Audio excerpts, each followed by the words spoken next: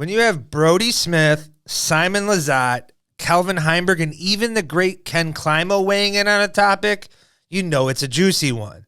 What's up, Disgenerates? I'm the one with all the holes in his game, Swiss cheese. Alongside me, the one who doesn't, Jefferson, and you're watching the Disc Golf World. Everyone's talking about baskets, so now we have to.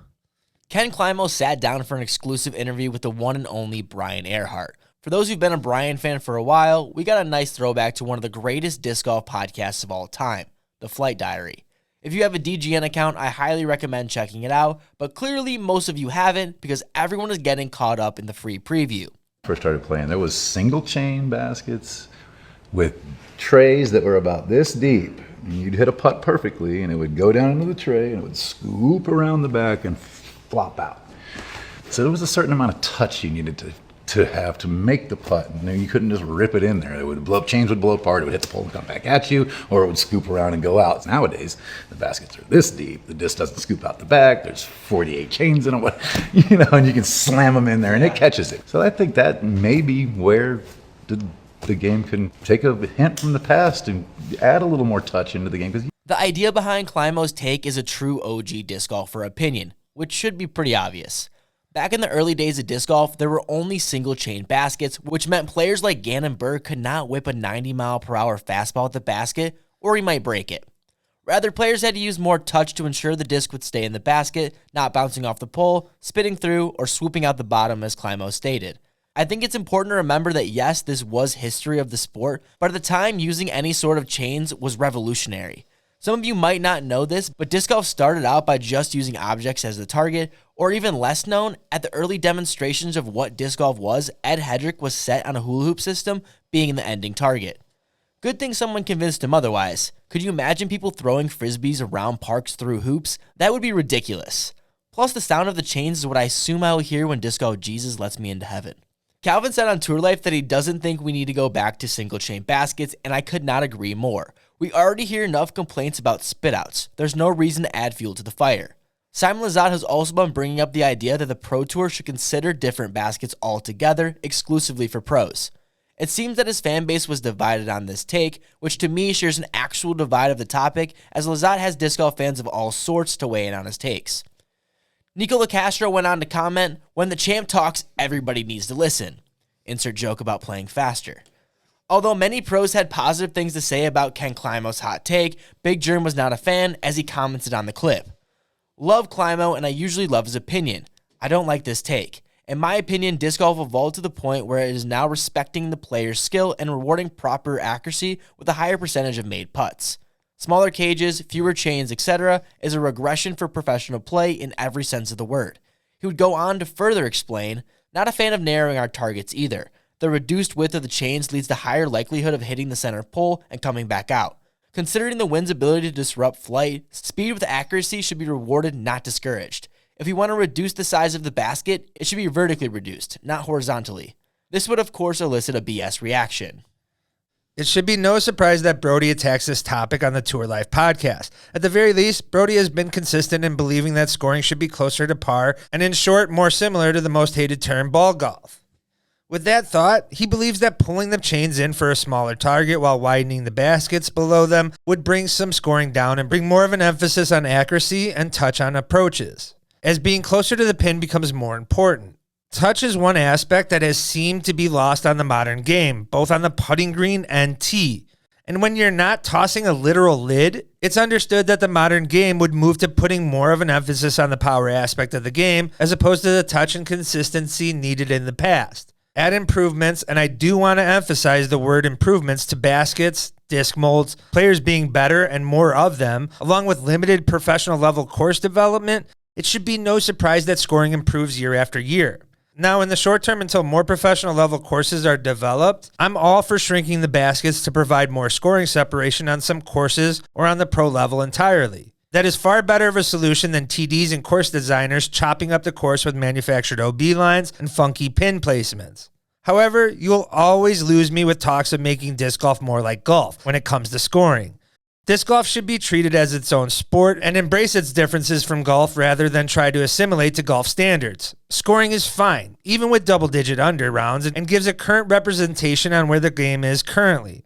It's not me screaming into this void, but understand that it's more an issue for the TDs and course designers, who's always looking to improve while making their course tracks more difficult year after year. So a new design on a basket is a far better solution than what continues to be rolled out by those in charge currently.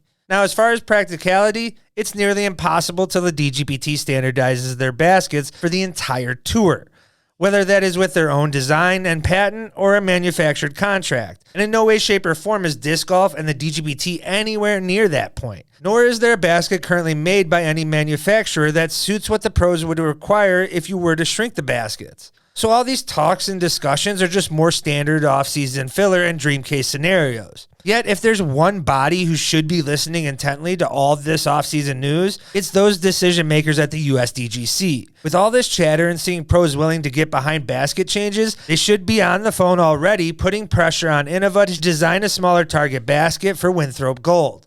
First, there's no better authority to implement a change like this than USDGC. They have been around the longest, just celebrating its 25th anniversary, and still holds as one of the most prestigious tournaments and stops every year. Being ahead of trends on a historic track would be a momentous occasion for disc golf, let alone could possibly usher a new era for disc golf with a progressive move like this. Add that the whispers about the track being too easy have grown louder and louder each passing year. Some even calling for Innova to purchase a nearby golf course to build another track this year.